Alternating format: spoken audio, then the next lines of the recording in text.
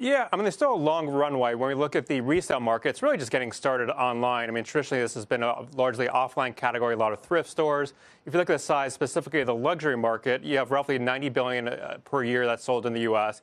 There's been a study that said about $200 billion it could be available for resale over the next 5 years. So if you look at that on a per year basis, about $40 billion of resale. The RealReal is the #1 player in the space, and they'll do about $1 billion of sales this year. So kind of 2 to 2.5% of the total market's being sold through the RealReal. They're the leading player. We think they could become a much larger player longer term as well. Can you trust the merchandise?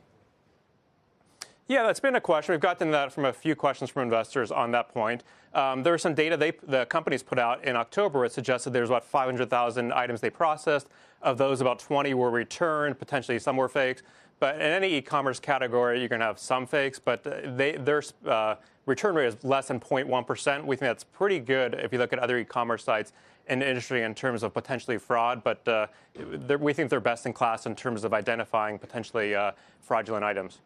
And Aaron, to that point, I guess they responded by improving their processes somewhat, maybe hiring more people. I mean, it reminds me a little bit of the platform FANG companies that, in response to regulatory issues, fake news, have done a lot of hiring. Expenses are way up. It hasn't stopped those stocks, to be sure, but could higher expenses be a hurdle for the RealReal over time?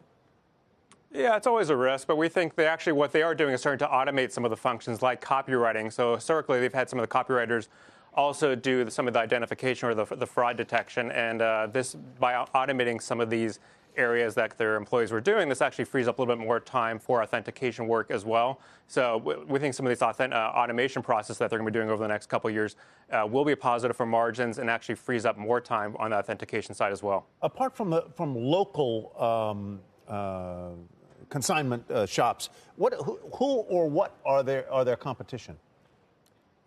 Yeah, some of the traditional sites like eBay, we are seeing definitely some, I mean, we think a lot of players can benefit in this category. So the RealReal is on the high end. You have mass market companies like Poshmark, which is more P2P. You have ThredUp also as a mass market player where they actually do a lot of remove the friction in the system. And you have vertical specific sites like StockX on the sneaker side as well as GOAT on the sneaker side as well. So, but we do think it's a trend that's going to play out. We did a survey recently of 500 consumers.